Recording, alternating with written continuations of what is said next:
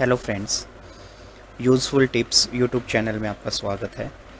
और आज हम क्या करेंगे, इग्नू में एक कोर्स है, मीन्स एक सब्जेक्ट है जिसका नाम है BABG 171 अंडरस्टैंडिंग अम्बेडकर।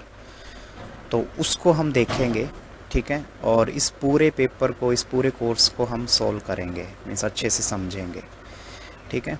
तो जो भी मैं आपको बताऊंगा उन चीज़ों का आपको पहली बात तो ध्यान रखना है। दूसरा आप काम एक क्या करेंगे, आपके पास इग्नू का मटेरियल तो होगा ही, तो उस इग्नू के मटेरियल में आप मेरे साथ मीन्स लेक्चर भी सुनते भी चलेंगे और सामने अपने बुक रखेंगे जो आपको मटेरियल मिला है।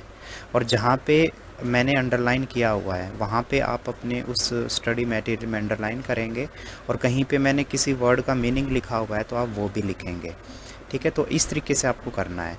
और बीच बीच में आप लेक्चर को पॉज कर सकते हैं जिस दौरान आप ये चीज़ें लिखेंगे, ठीक है।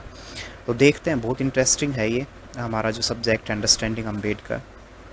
और अम्बेडकर को तो वैसे भी स्टडी करना हमारे लिए बहुत हेल्पफुल है, क्योंकि जितने भी कॉम्पिटिटिव एग्ज़ाम हैं उसमें अम्बेडकर के जो थॉट हैं और उनके जो व्यू हैं उनके ऊपर ऐसे लिखना हमारे लिए काफ़ी हेल्पफुल भी हो जाएगा अगर हम ये पूरा कोर्स को अच्छे से समझ लेंगे तो, ठीक है। तो करते हैं हम स्टडी अपनी स्टार्ट। देखो, यूनिट फर्स्ट जो है वो है caste and annihilation of caste. इसका मतलब इसमें दो चीज़ों पे जोर है इस यूनिट में कि कास्ट क्या है, पहले वो बताएंगे, ये पूरा यूनिट बताएगी।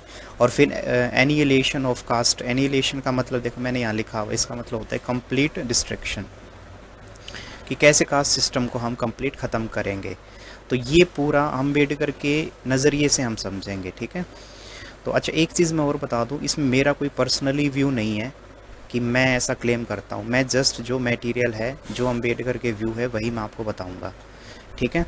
तो कई बार क्योंकि होता है कुछ चीज़ों से आप सहमत ना हो तो आपको यूँ ना लगे कि भाई मैं ऐसा बोल रहा हूँ, मेरा इसमें कोई बोलने का कोई राइट नहीं है। मैं जस्ट आपको यूनिट जो है उसको एक्सप्लेन कर रहा हूँ, क्योंकि एक सेंसिटिव मुद्दा हो जाता है कास्ट सिस्टम, हिंदू और ये सब। तो वो कई बार आपको जस्ट उसको स्टडी के रूप में ही देखना है और आपको अम्बेडकर के व्यू जानने हैं। अब ज़रूरी नहीं आप अम्बेडकर से सहमत हों, कुछ लोग सहमत भी होंगे, कुछ नहीं भी होंगे, ठीक है। तो वो आप अपने नज़रिए से देखें, जस्ट हम इसको आगे करते हैं अभी। तो नाम समझ आ गया, यूनिट है caste and annihilation of caste. तो अम्बेडकर के नज़र में कास्ट क्या है और कैसे इसको ख़त्म किया जाएगा, ये पूरी यूनिट हमें बताएगी। तो इसमें देखो, पहले तो ऑब्जेक्टिव है कि इस यूनिट का ऑब्जेक्टिव क्या है कि ओरिजिन ऑफ कास्ट, कास्ट का ओरिजिन कहाँ से हुआ, फिर हिंदू कास्ट सिस्टम क्या है, अम्बेडकर का व्यू क्या है कास्ट के ऊपर, और एनिहिलेशन ऑफ कास्ट में तो कैसे इसको हम ख़त्म करेंगे, ठीक है। तो सबसे पहले तो आप यहाँ आ जाओ कि जो कास्ट सिस्टम है इंडिया में वो काफ़ी सेंचुरीज से प्रीवेल्ड हो रखा है, मीन्स काफ़ी सेंचुरी से वो चलता आ रहा है, ठीक है। तो इसको मैं अंडरलाइन करना भूल गया था, कर देता हूँ। क्योंकि caste system in Indian society have prevailed for many centuries, और it divides all the members of society into 4 hierarchical category, जिसको हम वर्ण सिस्टम भी बोलते हैं। और उस वर्ण सिस्टम में क्या है, टॉप पे हैं ब्राह्मण और सबसे नीचे हैं शूद्र। तो इस तरीके से मीन्स ब्राह्मण, फिर क्षत्रिय, फिर वैश्य, फिर शूद्र, ये 4 वर्ण सिस्टम जो हैं वो काफ़ी टाइम से डोमिनेट कर रहे हैं इंडियन सोसाइटी को, ठीक है। और ये सब जो है ये बाय बर्थ ही आधारित होता है। मीन्स कोई आपसे पूछे कि ये कैसे डिसाइड होता है, तो ये हिंदू सोसाइटी में बाय बर्थ ही, मीन्स जो ब्राह्मणिकल जो आइडियाज़ थे उन्होंने अपने धर्मसूत्र और धर्मशास्त्र, ये 2 ग्रंथ आप याद रखें, ठीक है। फिर से बोलता हूँ, धर्मसूत्र एंड धर्मशास्त्र। तो उसमें उन्होंने स्पेशली ये मेंशन किया हुआ था कि हर एक पर्सन जो है वो by birth he in category में होगा, मीन्स ब्राह्मण, क्षत्रिय, वैश्य और शूद्र। ब्राह्मण जो है वो टॉप पोजीशन पे हैं, शूद्र जो है वो सबसे निम्न पोजीशन पे हैं। तो इनकी जो पोजीशन है शूद्र लोगों की वो बहुत ज़्यादा ख़राब हुआ करती, ठीक है। इसमें थोड़ा सा अगर हम और देखें अभी के लिए, तो मैं आपको इतना बता दूं, ब्राह्मण जो है वो टॉप पोजीशन पे है और इसमें मेनली प्रीस्ट आएंगे, ठीक है, पंडित वगैरह जो कि पूजा पाठ कराएंगे, रिचुअल्स को पढ़ेंगे, ये सब। क्षत्रिय में राजा आएंगे, ठीक है, जो रूल करेंगे। फिर वैश्य में जो बिजनेसमैन हैं और आपका फार्मर्स हो गए, ये सारे लोग आएंगे। और शूद्र वो लोग थे जिनको सोसाइटी में बिल्कुल अलग रखा जाता था, ठीक है, जो चमड़े का काम करते थे, जो झाड़ू और साफ़ सफाई का काम करते थे, तो ये सब लोग उसमें आएंगे। तो इस तरीके से कास्ट सिस्टम जो इंडियन सोसाइटी में है वो काफ़ी टाइम से प्रिवलेट कर रहा है। तो एक ये बेसिक्स सा हमने पहले देखा। अब आते हैं अम्बेडकर व्यू ऑन कास्ट। तो आपको मैं एक चीज़ बता दूं कि इसमें जब भी आप आंसर लिखें ना इग्नू के या किसी भी अदर कोई आपकी यूनिवर्सिटी में जिसमें ये सिलेबस हो, तो आप टू द पॉइंट लिखें, मीन्स अननेसेसरी चीज़ें ना लिखें। सबसे पहले तो आप जो रेफरेंस है, जैसे कोई उनकी बुक का नाम है, कोई उनके जो वर्ड्स हैं, पहले आप वो डालें और फिर आप अपने वर्ड्स में उसको थोड़ा बहुत एक्सप्लेन कर दें, ठीक है। बट रेफरेंस ज़रूर डालें, क्योंकि क्या होता है ना, बड़ी क्लासेस में रेफरेंस लोग नहीं डालते हैं और इसीलिए फिर उनके नंबर भी नहीं आते हैं। तो प्लीज़ आप अपना बना के ना लिखें, पहले आप रेफरेंस मेंशन करें, कोई बुक है या कोई उनकी रिपोर्ट है और उन्होंने फिर क्या बोला है, जैसे अम्बेडकर ने, वो लिख के और फिर थोड़ा बहुत आप एक्सप्लेन कर सकते हैं अपने वर्ड में, ठीक है। तो इस चीज़ का भी आपको ध्यान रखना है। तो अम्बेडकर व्यू जो है क्या है कास्ट के ऊपर उनका व्यू, तो उन्होंने एक ये लिखा था पेपर जिसका नाम है कास्ट इन इंडिया, ठीक है। तो in the paper caste in India their mechanism genesis and development, ये पेपर का नाम है। मीन्स उन्होंने जो पूरा पेपर लिखा उस पेपर का नाम है caste in India their mechanism genesis and development. वहाँ पे उन्होंने अम्बेडकर ने आइडेंटिफाई किया है कि कास्ट एक इम्पोर्टेंट रोल प्ले करती है इंडिया में, या फिर कास्ट एक इम्पोर्टेंट इंस्टीट्यूशन है, ठीक है। और अम्बेडकर उस पेपर में लिखते हैं कि कास्ट की जो ये प्रॉब्लम है, ठीक है, वो बिल्कुल रूट तक, इंडियन सोसाइटी के रूट तक वो गई हुई है और काफ़ी चैलेंज्ड है उसमें, मीन्स काफ़ी प्रॉब्लम है जिसको हम थियोरेटिकल और प्रैक्टिकल रूप से ही सॉल्व कर सकते हैं। तो थियोरेटिकल का मतलब ही है कि किसी चीज़ को थ्योरी के रूप में समझना, मीन्स क्यों वो उस एग्जिस्टेंस में आई, उसके पीछे क्या लॉजिक रहा होगा, कौन सी वजह रही होंगी, तो वो थियोरेटिकल रूप से समझना पहले तो कास्ट की प्रॉब्लम को, और फिर प्रैक्टिकल सॉल्यूशन उसका देना। तो ये इस अपने पेपर में ही जिक्र करते हैं, ठीक है। अब हम आगे चलते हैं नेक्स्ट, इसमें कुछ नहीं करना आपको ये सब चीज़ें, फिर आप यहाँ आ जाओ।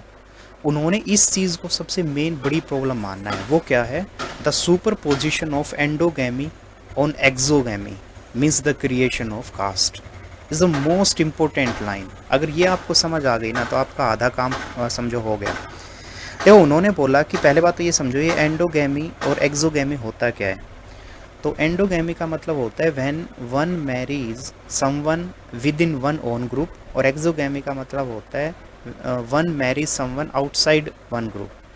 जैसे फॉर एग्जांपल अभी मान लो कोई पर्टिकुलर वर्ग है, वो उस पर्टिकुलर वर्ग किसी अपने ही वर्ग में अगर शादी करता है तो वो है एंडोगैमी, और एक्सोगैमी का मतलब है बाहर जाके किसी दूसरे रिलीजन में, किसी दूसरी कास्ट में अगर शादी करता है वो है एक्सोगैमी।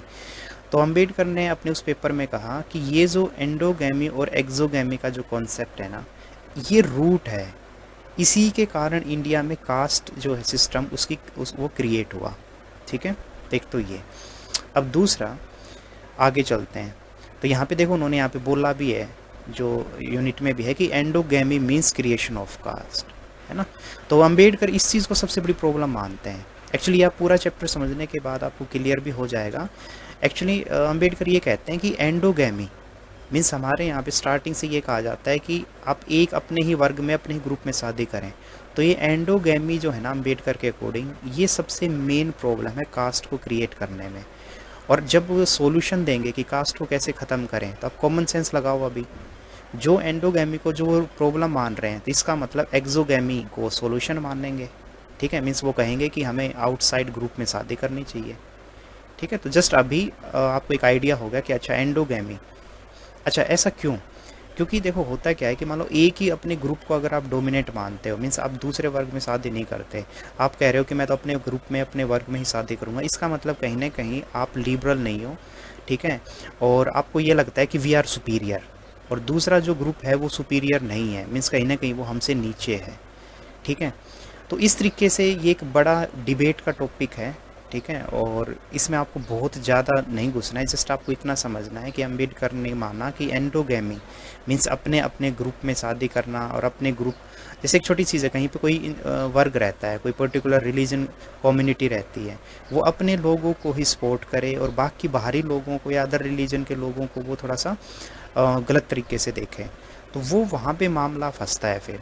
तो एंडोगैमी जो है ना, तो एंडोगैमी जो है कि मीन्स एक ही ग्रुप, अपने ही ग्रुप में शादी करना, इसका मतलब भी है कि वो अपने ग्रुप को ज़्यादा डोमिनेट मान रहे हैं, और इसीलिए यहीं से कास्ट की जो क्रिएशन है वो स्टार्ट होता है। ठीक है, तो ये समझ आ गया होगा आपको। नेक्स्ट है the problem of caste then ultimately resolve itself into one of the repairing the disparity between the marriageable units of two sexes. ठीक है, यहाँ पे इन्होंने यही बोला है अम्बेडकर ने कि ये जो प्रॉब्लम है एंडोगैमी और एक्सोगैमी की, मीन्स एंडोगैमी को प्रॉब्लम मानते हैं, तो वो कह रहे हैं कि ये जो कास्ट की प्रॉब्लम है इसको अल्टीमेटली रिजोल्व कब किया जा सकता है, जब किया जा सकता है जब उस एंडोगैमी को ख़त्म करके हम ज़्यादा से ज़्यादा एक्सोगैमी में जाएं। मीन्स ज़्यादा से ज़्यादा इंटरकास्ट मैरिज की वो बात कर रहे हैं, वो दूसरे ग्रुप में शादी की बात कर रहे हैं। ठीक है, तो देखो मैं आपको फिर बोल रहा हूँ यहाँ पे कि मेरा व्यू नहीं है ये, क्योंकि कई बार मैंने ऐसे देखा है कि जब हम स्कॉलर को पढ़ते हैं ना तो लोग कई बार खिलाफ हो जाते हैं, वो सोचते हैं कि मैं ऐसा बोल रहा हूँ। नहीं भाई, it's not my view, it's Ambedkar view. तो आप सहमत उनसे हैं तो भी ठीक है, ना भी हैं तो भी ठीक है, जस्ट आपको पेपर देना है। ठीक है, तो ज़रूरी नहीं है ना कि अम्बेडकर की सारी बातें सच ही हों या सही हों, वो अपना व्यू रख रहे हैं बस। और we all are a democratic people, we all are free person, और हमारा सुप्रीम कोर्ट भी हमें फंडामेंटल राइट देता है, तो हमें अपना अधिकार है अपनी बात रखने का। ठीक है, अब उससे कोई सहमत है या नहीं है, वो उसका अपना व्यू हो सकता है, उसका अपना तर्क हो सकता है, उसका अपना लॉजिक हो सकता है। ठीक है, तो मैं बार बार आपको यहाँ पे रिकॉल कर रहा हूँ कि इट्स अम्बेडकर व्यू। ठीक है, तो उन्होंने वही कहा कि जो कास्ट की प्रॉब्लम है उसको हम रिजोल्व कब कर सकते हैं, जब हम ये एंडोगैमी का जो कॉन्सेप्ट है, मीन्स एक ही ग्रुप में शादी करना, मैरी करना, इसको ख़त्म करें और ज़्यादा से ज़्यादा हम एक्सोगैमी अपनाएं। ठीक है, तो उससे क्या होगा, दूसरे लोग एक दूसरे से उसमें शादी करेंगे, मिलेंगे, तो इस तरीके से फिर पूरा वो कास्ट सिस्टम जो हो कोलैप्स हो जाएगा। ठीक है, नेक्स्ट अब आते हैं क्या है, देखो, to get rid of the surplus women and preserve the endogamy of caste the group में be likely to resort to different view. ध्यान से सुनना अब ये क्या है। सरप्लस का क्या मतलब होता है, सरप्लस का मतलब होता है ज़्यादा। मान लो फॉर एग्जांपल आपके पास खाना है आपके पास 5 रोटी और आपको उतना ही खाना है, तो ये तो ठीक है, लेकिन आपके पास 50 रोटी हैं, तो इसका मतलब जो 45 रोटी एक्स्ट्रा है ना आपके पास, वो सरप्लस है। तो यहाँ सरप्लस वुमेन का मतलब क्या है, ध्यान से सुनना पहले आप। देखो यहाँ पे ये है मामला कि आपको पता है कि पहले कास्ट सिस्टम या हिंदू जो धर्मसूत्र और धर्मशास्त्र में क्या था, इंडियन सोसाइटी में सती प्रथा, सती एक कॉन्सेप्ट होता था, जिसके तहत अगर हस्बैंड की डेथ हो जाती है तो वाइफ जो है उसको भी आग में जलना पड़ता था।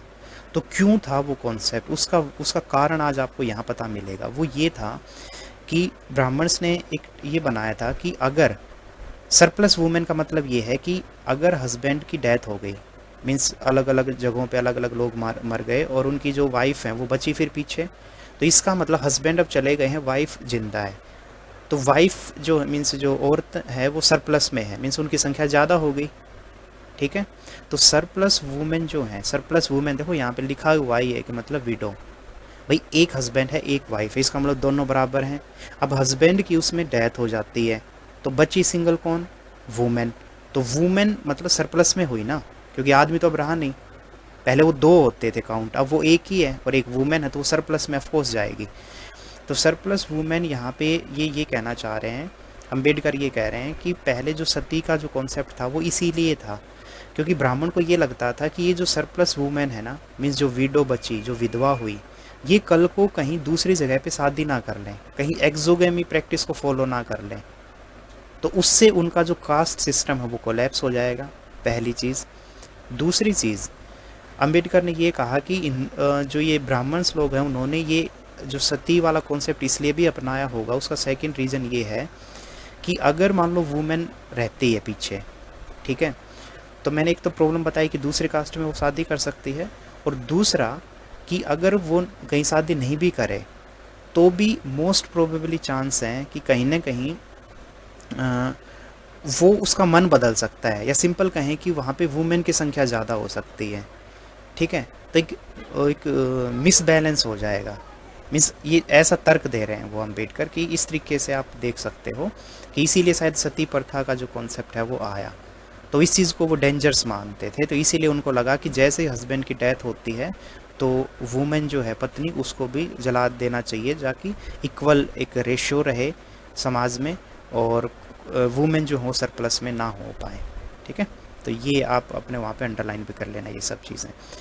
फिर यहाँ पे देखो कुछ क्या है, सरप्लस वुमेन को कैसे कंट्रोल किया जा सकता है। इसमें क्वेश्चन पूछ सकते हैं कि सरप्लस वुमेन को कंट्रोल करने को लेके अम्बेडकर जी ने क्या बोला है। तो उन्होंने बोला है जैसे कि वीडो मीन्स उन्होंने रेफरेंस, ऑफ कोर्स अम्बेडकर ने जो रेफरेंस दिया है वो ब्राह्मण्स का ही दिया है कि ब्राह्मण लोग इसलिए सती प्रथा को फॉलो करते थे, उनके कारण ये हैं। ठीक है, तो उसमें दो तरीके से, एक तो वीडो बर्निंग की, जो वीडो है जो विधवा उसको जला दो। ठीक है, तो ये एक तरीके का इनह्यूमन एक्ट है, मीन्स ये बहुत गलत चीज़ है। और लेकिन ये क्यों अपनाया गया था, ताकि 3 ईविल्स जो हैं उसको ख़त्म किया जा सकते। तो 3 ईविल यहाँ पे क्या है, 3 ईविल हैं कि कहीं वो दूसरे मीन्स एक्सोगेमी ना कर ले, मीन्स दूसरे रिलीजन या ग्रुप में शादी ना कर ले। ठीक है, दूसरा जो उनका रेशियो है वो ज़्यादा बढ़ ना जाए। ठीक है, और तीसरा जो है कहीं ना कहीं कि समाज फिर वो इम्बैलेंस दिखने लगता है। तो इस तरीके से वो एलिमिनेट करने के लिए वो ऐसा करते थे, विडो बर्निंग। ठीक है, और ये एक चीज़ हो गई। दूसरा है कि अगर कंपलसरी विडोहुड रहता है, मीन्स अगर आप बर्न नहीं करते, बर्न करेंगे तो ये सब चीज़ें वो बता रहे हैं कि उससे ये सब होगा। अगर विडो मीन्स अगर विधवा रहते हैं, मीन्स आपको अगर नहीं जलाएंगे आप, तो क्या है, तो देखो उसमें यहाँ पे फिर से आ गया था विडो में मैरी आउटसाइड द कास्ट, कि उसमें जो ब्राह्मण्स को ये लगता था कि जो विडो है ये क्या पता दूसरी कास्ट में शादी कर ले और उससे जो एंडोगेमी है उसको वो वॉयलेट करेगी। और द विडो में marry within the caste, और अगर वो खुद की ही कास्ट में करेगी तो उससे क्या होगा, जो रेशियो है वो बिगड़ेगा।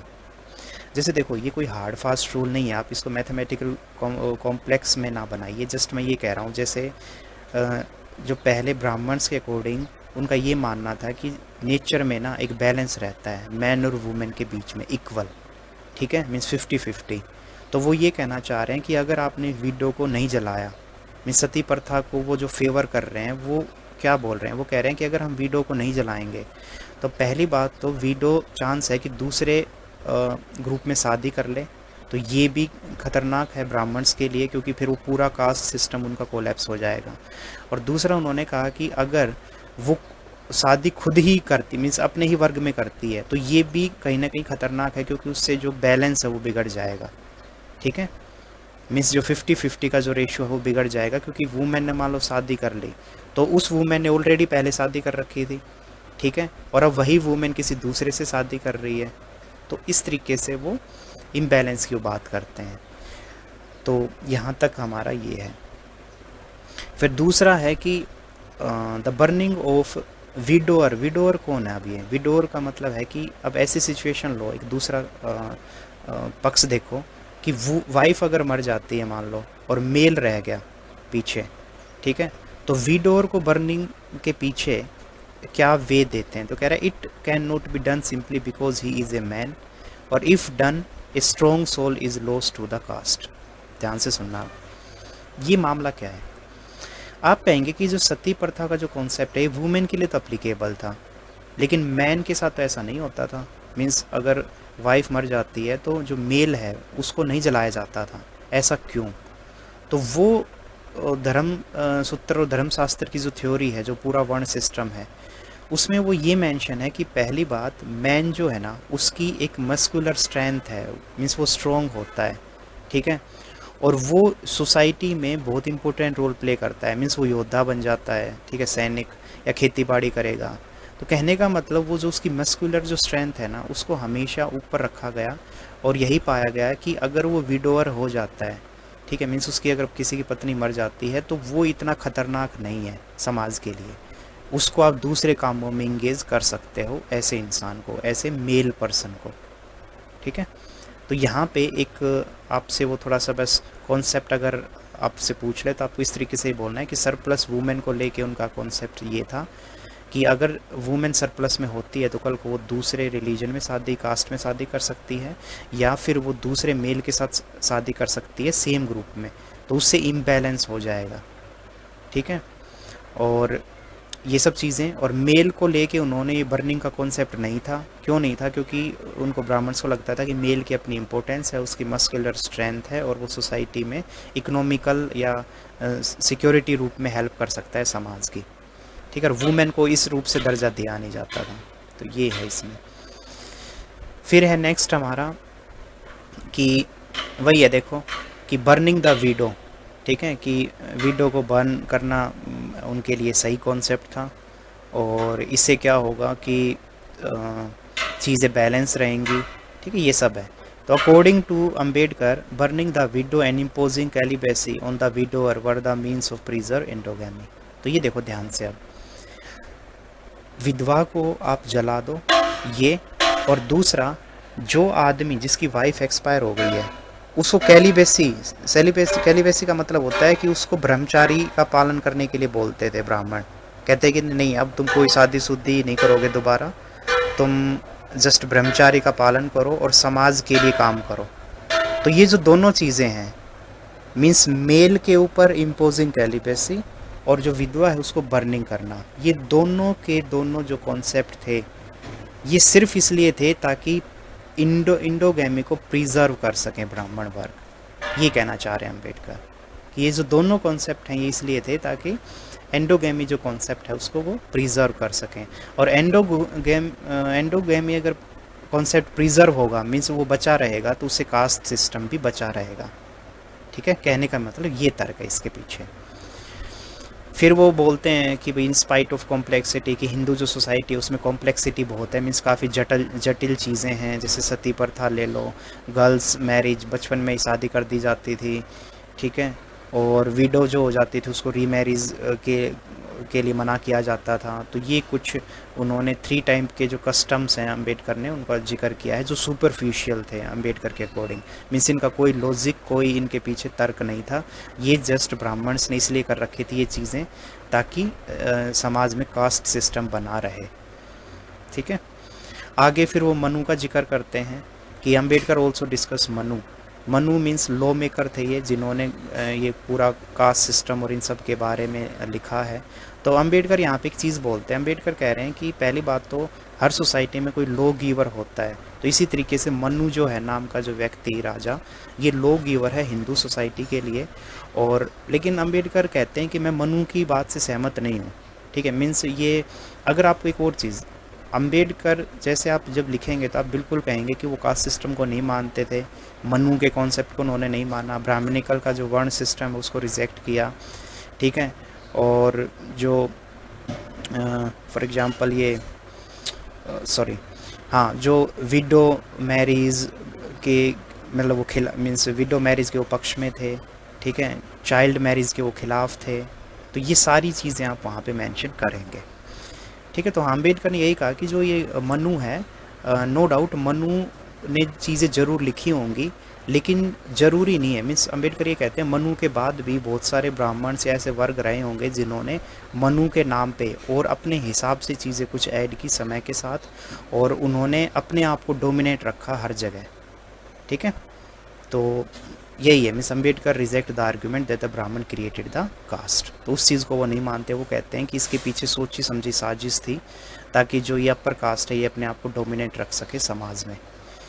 फिर अम्बेडकर कहते हैं कि हिंदू समाज में क्या है कि ब्राह्मण्स जो थे उस समय, ठीक है, वो अपने आप को गॉड के लेवल पे रखते थे, just same like as the European society, जहाँ पे आपने देखा है कि चर्च जो है वहाँ पे प्रिस्ट वर्ग जो है वो डोमिनेट करता था समाज में यूरोप में। उसी तरीके से अम्बेडकर ने कहा कि हिंदू सोसाइटी में भी ब्राह्मण्स जो है वो डोमिनेट वर्ग था। और फिर जो ये सती प्रथा, जो गर्ल मैरिज को फोर्सफुली अप्लाई करना, तो ये सब कहीं ना कहीं ब्राह्मण्स जो हैं उन्होंने अपनाया सबसे पहले। और क्योंकि वो खुद को रिप्रेजेंट करते थे गॉड, तो उन्होंने अदर जो कास्ट थी, मीन्स जैसे क्षत्रिय, वैश्य, शूद्र, उनमें भी उन्होंने उनको इन्फोर्स कराया। और ये पूरा का पूरा जो ये स्ट्रक्चर उन्होंने इसीलिए तैयार किया ताकि वो ये दिखा सकें, वो प्रूव कर सकें कि वी आर डोमिनेंट, ठीक है। और ये सब तो बाय बर्थ ही मिलते हैं ये अधिकार, मीन्स इसमें आप कोई चेंज नहीं कर सकते, ये तो भगवान की तरफ से दिए हुए ऐसे कॉन्सेप्ट हैं। तो ब्राह्मण्स ऐसी चीज़ों को दिखाते थे। और ये रेफरेंस कहाँ है, तो ये है धर्मसूत्र, धर्मशास्त्र या मनु का जो ग्रंथ है, मनुस्मृति भी उसको बोलते हैं, ठीक है। तो 3 आप याद रखें, मनुस्मृति, धर्मशास्त्र और धर्मसूत्र, ठीक है। तो ये है। तो ये पूरा उन्होंने अम्बेडकर ने यहाँ तक मीन्स 1.2 तक उन्होंने पूरा कास्ट में क्या क्या प्रॉब्लम है, क्यों ब्राह्मण्स ने इसको अपनाया था, क्या इसके पीछे वजह थी, वो अम्बेडकर जी ने पूरा यहाँ 1.2 तक क्लियर किया है। अब वो बोलते हैं कि एनिहिलेशन ऑफ कास्ट, ये मैं आपको वर्ड का मीनिंग बता चुका था स्टार्टिंग में। एनिहिलेशन का मतलब होता है डिस्ट्रक्शन। तो कास्ट को कैसे आप ख़त्म करेंगे, तो उसके लिए वो क्या क्या तर्क देते हैं वो सुनिएगा। तो पहले तो देखो वो क्या कह रहे हैं, वो कह रहे हैं कि स्वराज एक्चुअल में, जब उस समय आपको पता है अम्बेडकर जब थे तो उस समय हम इंडिपेंडेंस के लिए फ़ाइट कर रहे थे, तो उन्होंने एक ये जो अपना पेपर है एनिहिलेशन ऑफ कास्ट, उसमें उन्होंने क्या लिखा है। एक्चुअली ये कॉन्फ्रेंस हुई थी एक, देखो यहाँ पे 1936 में एनुअल कॉन्फ्रेंस हुई थी, कहाँ पे, लाहौर में। तो ये प्लीज़ आप मेंशन कर लें, इन लाहौर। वहाँ पे वो स्पेशली मेंशन करते हैं ये क्या, द मीन्स ये तो इस टॉपिक पे बोलते हैं एनिहिलेशन ऑफ कास्ट पे। तो उन्होंने कहा कि हम जब तक स्वराज हमें नहीं मिलेगी, जब तक हम इंडिया में कास्ट सिस्टम को ख़त्म नहीं कर देते, तो उन्होंने कहा कि आज़ादी से भी ज़्यादा ज़रूरी है पहले कास्ट सिस्टम को ख़त्म करना। अगर कास्ट सिस्टम ऐसे ही रही और हम ब्रिटिशर से आज़ाद भी हो गए तो कोई मीनिंग नहीं है अम्बेडकर के लिए। मीन्स वो ब्रिटिशर से आज़ादी से पहले वो कास्ट सिस्टम से आज़ादी चाहते थे। ये उन्होंने अपने इस जो लाहौर सेशन में जो उन्होंने ये पॉइंट आउट किया ये बात, ठीक है। फिर है आगे कि अंबेडकर जो थे उन्होंने जो पॉलिटिकल माइंडेड मीन्स हिंदू के जो पॉलिटिकल माइंडसेट होता है उसको भी उन्होंने क्वेश्चन किया। उन्होंने कहा कि आप कैसे पॉलिटिकल अपने आप को पावरफुल दिखा सकते हैं। मीन्स वो यहाँ पे देखो बहुत सारे क्वेश्चन करते हैं कि आज भी समाज में जो नीचे तबके के जो लोग हैं उनको उस समय कुएं पे पानी नहीं उनको पीने दिया जाता था, स्कूलों में उनकी एंट्री नहीं थी, ठीक है, वो कोई एसोसिएशन नहीं बना सकते थे, ठीक है, वो अलग ही उनके डिब्बे होते थे या मीन्स उनको अनटचेबल के रूप में रखा जाता था। तो अम्बेडकर ने यही कहा कि ये जो पॉलिटिकल जो माइंडसेट है जिसमें आपने एक वर्ग को बिल्कुल अलग से रखा हुआ है, तो ये कहीं ना कहीं आपका इन ह्यूमन नेचर दिखाता है। इन ह्यूमन का नेचर का मतलब ये है कि असभ्य है या फिर ये सही चीज़ नहीं है। मीन्स अच्छी जो सोसाइटी होती हैं वहाँ पे ये चीज़ें कभी नहीं होती हैं, तो वो ये इस चीज़ का जिक्र करते हैं। फिर अम्बेडकर क्या कहते हैं कि Ambedkar came to the conclusion that emancipation of the mind means free, मुक्त करना किसी चीज़ से, of the mind and the soul is necessary primary for the political expansion of people. तो वो कहते हैं कि जो लोग हैं मीन्स वो अपनी कॉन्फ्रेंस में पॉइंट आउट करते हैं कि जितने भी राजनेता हैं, ठीक है, या लीडर्स हैं, उनको भी ये समझना होगा कि हमें हर एक किसी को इक्वल ट्रीट करना है और सभी ह्यूमन जो हैं उनको इक्वल अधिकार हैं। और जब तक हम हमारा माइंड फ्री नहीं हो जाता मीन्स ये कास्ट और ये डोमिनेंट कोई नीचा वर्ग कोई ऊंचा वर्ग, जब तक ये चीज़ें हमारे दिमाग से नहीं चली जाती तब तक हम सही मायने में हम स्वराज जो है वो अचीव नहीं कर सकते, ठीक है। ये फिर उन्होंने वहीं पे एक पॉइंट आउट किया कि जो सोशलिस्ट लोग, अम्बेडकर ने कहा कि मैं सोशलिस्ट लोगों के तर्क से भी सहमत नहीं हूँ। अब सोशलिस्ट लोग कौन होते हैं? सोशलिस्ट लोग वो होते हैं जो समाज में इक्वलिटी की बात करते हैं, ठीक है, मीन्स सभी इक्वल इकोनॉमिकल सेंस में, और ये जिसमें सारी कंट्रोल जो है वो गवर्नमेंट का होता है, मीन्स जहाँ पे प्राइवेटाइजेशन नहीं होता, और उसको हम सोशलिस्ट बोलते हैं। तो अम्बेडकर ने कहा कि मैं सोशलिस्ट के व्यू से भी सहमत नहीं हूँ, क्योंकि जो यहाँ सोशलिस्ट जो इक्वालिटी की बात करते हैं वो इकोनॉमिक इक्वालिटी के बारे में बात कर रहे हैं, ना कि सोशल इक्वालिटी के बारे में। मीन्स अम्बेडकर ने ये कहा कि मैं चाहता हूँ कि समाज में इकोनॉमिक इक्वालिटी के साथ साथ सोशल इक्वालिटी भी आए, तभी सही मायने में हम एब्सोल्यूट फ्रीडम जो है वो गेन कर पाएंगे। तो इस तरीके से वो अपनी बात रखते हैं वहाँ पे। फिर अम्बेडकर कहते हैं कि जो कास्ट सिस्टम एक पूरा बनाया गया है उसमें क्या है, डिवीज़न ऑफ लेबर की जो बात की गई है। तो एक्चुअल में ये देखो बहुत एक अच्छा यहाँ पे ये है कि caste as division of labour. अगर ये आपको लिखना आता है तो आप लिखेंगे कि अम्बेडकर ने ये माना कि लेबर का डिवीज़न किसी भी सोसाइटी में होना ज़रूरी है। मीन्स वो सही चीज़ है, डिवीज़न होना भी चाहिए, लेकिन वो जो डिवीज़न है ना वो बाय बर्थ नहीं होना चाहिए, ठीक है। तो इन सब में पॉइंट में वो वही कह रहे हैं कि अननेचुरल डिवीज़न ऑफ लेबर नहीं होना चाहिए। डिवीज़न ऑफ लेबर इस तरीके से होना चाहिए कि कोई भी इंसान है, वो किसी भी वर्ग में है, अगर वो काम नहीं करेगा, पढ़ाई नहीं करेगा, नॉलेज गेन नहीं करेगा, तो कल को वो फिर बर्तन साफ़ करे, अपना सफाई का काम करे। कहने का मतलब अंबेडकर पॉइंट आउट ये करना चाह रहे हैं कि division of labour on the basis of caste is more dangerous. ठीक है, तो वो डिवीज़न ऑफ लेबर को सपोर्ट कर रहे हैं। वो कह रहे हैं हर एक सोसाइटी, किसी भी आप सोसाइटी में चले जाओ, डिवीज़न ऑफ लेबर एग्जिस्ट करता ही है, बट डिवीज़न ऑफ लेबर जो एग्जिस्ट करे वो नेचुरल करे, अननेचुरल वे से नहीं कि आपने पहले ही बोल दिया कि बाय बर्थ आप इस वर्ग में हो और आपको जीवन भर सफाई ही करनी है। नहीं, अंबेडकर कहने सबको अधिकार दो आप, ताकि वो पढ़ लिख के और अपने आप को डेवलप करा सकें। ठीक है, तो इस तरीके से है कि जो डिवीज़न ऑफ लेबर है not based on natural rights. Ambedkar कह रहे हैं कि नेचुरल रूप में वो डिवीज़न सही नहीं है। ठीक है, और फिर लास्ट में यहाँ पे है कि caste is a harmful institution, means वो इकोनॉमिकल ग्रोथ के लिए, सोसाइटी के ओवरऑल ग्रोथ के लिए कास्ट जो है वो बहुत हार्मफुल चीज़ है अकॉर्डिंग टू द अंबेडकर। और फिर यहाँ पे जो लास्ट एक टॉपिक है Hindu society as a myth, means वो हिंदू सोसाइटी की बुराई करते हैं कि कहते हैं कि हिंदू सोसाइटी जो है वो अनएथिकल है, अनलॉजिकल है। ठीक है, और उनके जो तर्क हैं वो सही नहीं है, इस तरीके से हैं।